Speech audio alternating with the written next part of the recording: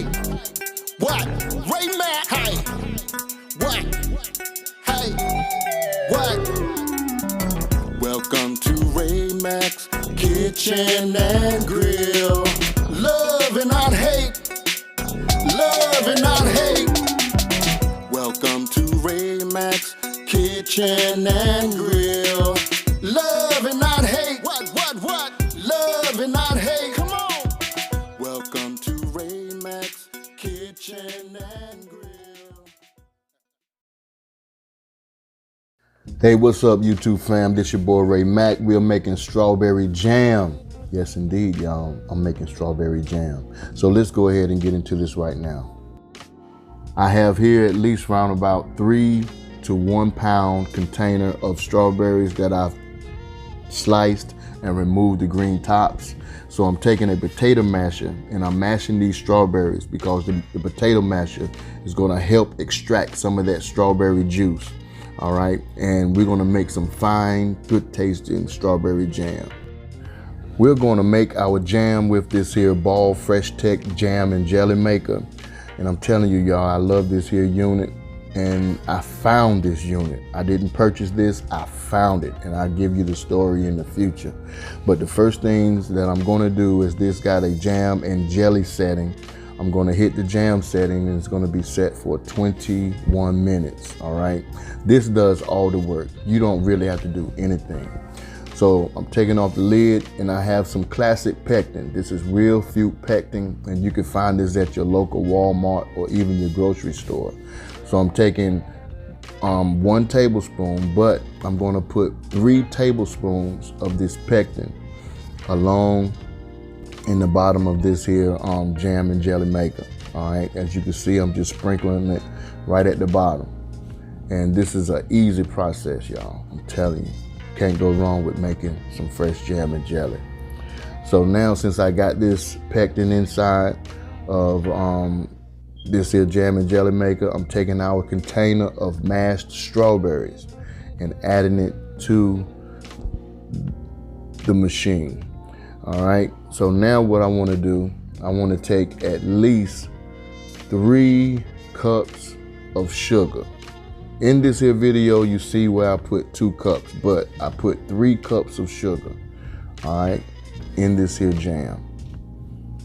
This is definitely going to sweeten it up for us.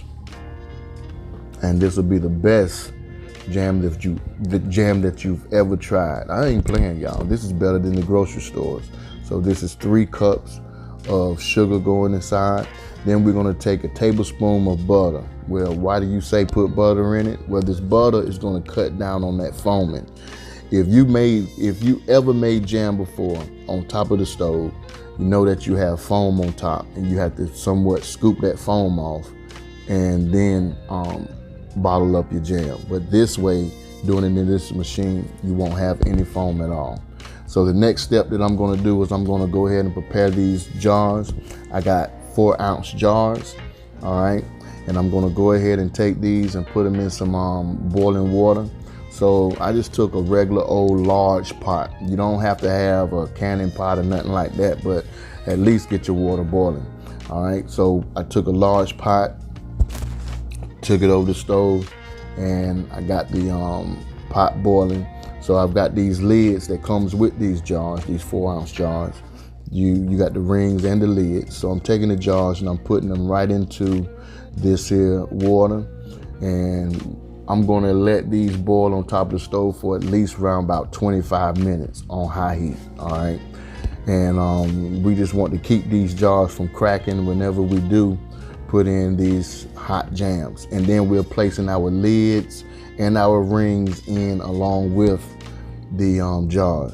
So here I have a filler, jar filler, along with, I call it a claw, y'all.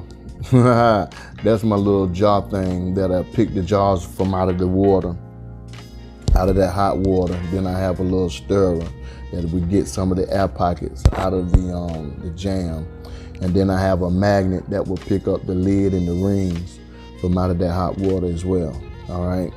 So we're gonna go ahead and prepare ourselves to make this here jam and bottle this stuff up.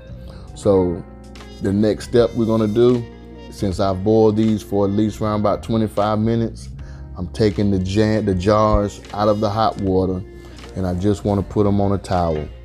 And I want to turn these little jars upside down to try to get out as much water as I can before adding in the jam.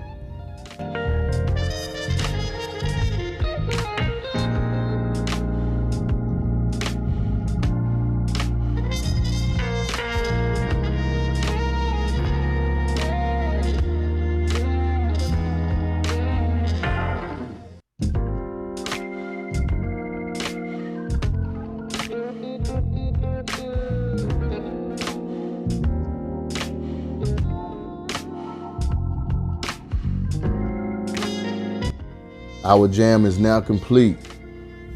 All we have to do now is just mix it up a little bit. And we're gonna remove the paddle attachment, and it's easy to lift up. And I love this here jam maker. Like I said, I found this unit and it wasn't given to me or nothing like that, but I will definitely tell you how I found this unit. Basically free, all right? So what we're gonna do now is take our filler and we're gonna ladle our jams into these jars, and we're gonna go ahead and get the packing process going. Like we say, you could do these, man. You could keep some of these jams for yourself. What I've done is I passed them out to some of my friends and some of my families. You know what I'm saying? And this is some good jam, y'all. I definitely will be making more and more and more of these in the future, all right?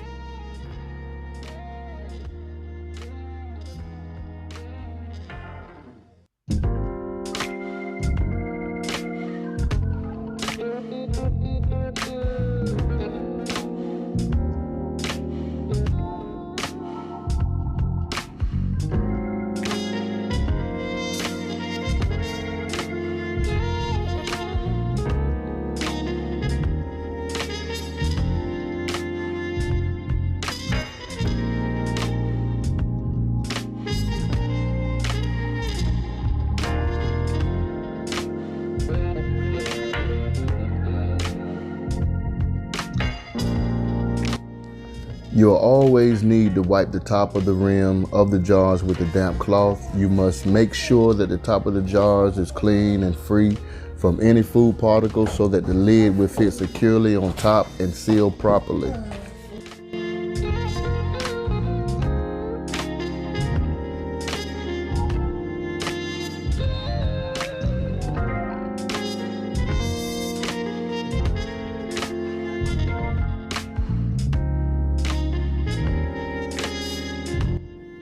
We're adding our jars to the water pot right now so that we can get a perfect seal on these jars. And once the seal is done and complete, we can go ahead and serve these out to our friends and families and pretty much store them for ourselves, and they will last for months. As you can see right here in this here particular jar, I done made this many a times, and we done almost ran through this jar.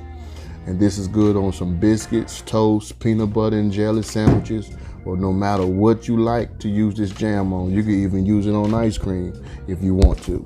And the consistency of the jam is excellent. I mean, it tastes phenomenal. So if you would like to try this here type of recipe, please be my guest and try it. Once again, you could definitely find this jam and jelly maker at your local Walmart. All right. Thank you guys for checking out this here video. This is your boy Ray Mack from Ray Mack's Kitchen and Grill. I always say this, love and not hate. I love you guys. Please visit me on Instagram, Facebook, or Twitter. You could definitely subscribe to my channel by clicking on my photo if you want to become a Ray Mack's family member. Thank you so much. Leave a comment, give this video a thumbs up if you like it. I want to say love and not hate. Love somebody and hate nobody. Peace.